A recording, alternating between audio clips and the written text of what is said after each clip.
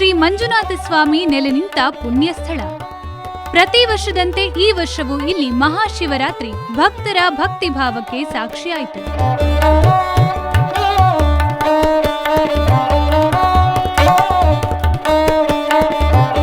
ಕಾಲ್ನಡಿಗೆಯಲ್ಲಿ ಶ್ರೀ ಕ್ಷೇತ್ರಕ್ಕೆ ಆಗಮಿಸಿದ ಸಾವಿರಾರು ಪಾದಯಾತ್ರಿಗಳು ಶಿವನಾಮಸ್ಮರಣೆ ಪಠಿಸುತ್ತಾ ಶಿವರಾತ್ರಿ ಆಚರಿಸಿದ್ರು. ಶಿವರಾತ್ರಿ ಪ್ರಯುಕ್ತ ಮಂಜುನಾಥ ಸ್ವಾಮಿ ದೇವಳದ ಎದುರಿಗಿರುವ ಪ್ರವಚನ ಮಂಟಪದಲ್ಲಿ ಅಹೋರಾತ್ರಿ ಶಿವ ಪಂಚಾಕ್ಷರಿ ಪಠಣ ನಡೆಯಿತು. ಧರ್ಮಾಧಿಕಾರಿ ಡಾಕ್ಟರ್ ಡಿ ವೀರೇಂದ್ರ ಹೆಗ್ಗಡೆಯವರು ಇದಕ್ಕೆ ಚಾಲನೆ ನೀಡಿ ಸರ್ವರಿಗೂ ಕಲ್ಯಾಣವಾಗಲಿ ಎಂದು ಹಾರೈಸಿದರು.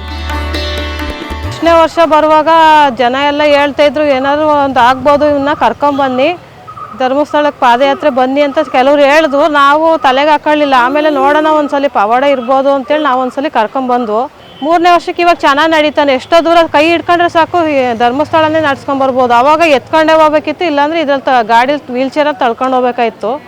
ಇವಾಗ ಪರವಾಗಿಲ್ಲ. ಆಮೇಲೆ ಬೆಂಗಳೂರಿಂದ ನಾವು ಶಿವಮೊಗ್ಗವರೆಗೂ ಮಂಗಳೂರವರೆಗೂ ಹಾಸ್ಪಿಟ್ಲಿಗೆ ಹೋಗಿದ್ದು ಏನೂ ಯೂಸ್ ಆಗಲಿಲ್ಲ. ಎಂಥ ಎಕ್ಸಸೈಸು, ಫಿಸಿಯೋಥೆರಪಿ, ಮೆಡಿಸನ್ ಅವನು ಎಷ್ಟುದ್ದ ಇದ್ದಾನೆ ಅಷ್ಟುದ್ದನೂ ಮೆಡಿಸನ್ ಹಾಕಿದ್ದೀವಿ ನಾವು. ಅದರಿಂದ ಏನೂ ಚೇಂಜ್ ಆಗಲಿಲ್ಲ. ಇಲ್ಲಿ ಮಂಜುನಾಥ ಸ್ವಾಮಿಯಿಂದ ನಮಗೆ ಚೇಂಜ್. ಜನ ಹೇಳ್ತಾರೆ ಅಲ್ಲಿಗೆ ಹೋದಷ್ಟೇ ಮಗು ನಡೆದು ಬಿಡ್ತಾನೆ, ದೇವ್ರು ಏನು ಮಾಡುತ್ತೆ ಅಂತ. ಆದರೆ ನಮಗೆ ನಂಬಿಕೆ ಐತೆ, ದೇವರಿಂದಲೇ ಇವ್ನು ನಡೀತಿರೋದು ಇವತ್ತು.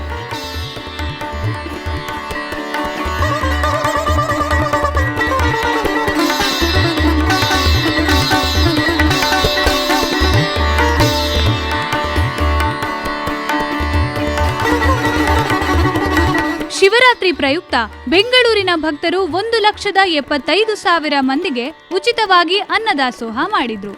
ಒಟ್ಟು 12 ತಂಡಗಳಲ್ಲಿ 635 ಸ್ವಯಂ ಸೇವಕರು ಅನ್ನದಾಸೋಹ ಸೇವೆ ಸಮರ್ಪಿಸಿದ್ರು.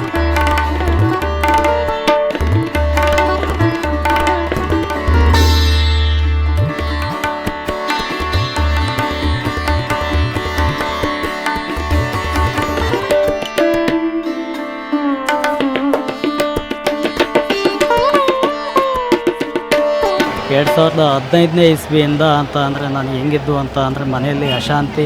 ನಾವು ಒಂದು ಸ್ವಲ್ಪ ಎಣ್ಣೆನೂ ಕುಡಿತಿದ್ದೆ. ಮನೆಯಲ್ಲಿ ಅಶಾಂತಿನೂ ಇತ್ತು, ಮತ್ತು ದುಡಿಮೆನೂ ಇರಲಿಲ್ಲ. ಆಗ ಯಾರೋ ಒಬ್ಬರು ನನಗೆ ಪರಿಚಯಸ್ಥರು ನನಗೆ ಧರ್ಮಸ್ಥಳಕ್ಕೆ ಪಾದಯಾತ್ರೆಗೆ ಹೋಗು, ಒಳ್ಳೆಯದಾಗುತ್ತೆ, ನಾನು ಒಳ್ಳೆಯದಾಗಿದ್ದೀನಿ ಅಂತ ಹೇಳಿದೆ. ಆವಾಗಿಂದ ನಾನು 2015ನೇ ಇಸ್ವಿಯಿಂದ ನಾನು ಶ್ರೀ ಮಂಜುನಾಥ ಸ್ವಾಮಿ ಧರ್ಮಸ್ಥಳಕ್ಕೆ ನಾನು ಪಾದಯಾತ್ರೆ ಬರೀ ಕಾಲಲ್ಲಿ, ಇದಕ್ಕೆ 11ನೇ ವರ್ಷದಿಂದ ನಾನು ಬರೀ ಕಾಲಿನಲ್ಲಿ ಪಾದಯಾತ್ರೆ ಸ್ಟಾರ್ಟ್ ಮಾಡಿದೆ. ಆವಾಗ ಇದ್ದ ಬದಲಾವಣೆಗೂ ಈಗಿದ್ದ ಬದಲಾವಣೆಗೂ ತುಂಬಾ ಚೇಂಜ್ ಇದೆ.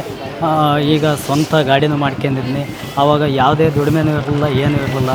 ಈಗ ಸ್ವಂತ ದುಡಿಮೆನೂ ಇದೆ, ಸ್ವಂತ ಗಾಡಿನೂ ತಗೊಂಡಿದ್ದೀನಿ.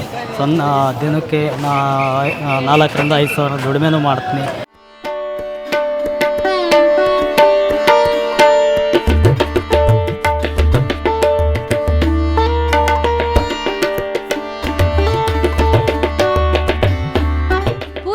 ಜೊತೆ ತರುಣ್, ನಮ್ಮೂರ ವಾರ್ತೆ, ಪತ್ರಿಕೋದ್ಯಮ ವಿಭಾಗ, STMC ಉಜಿರೆ.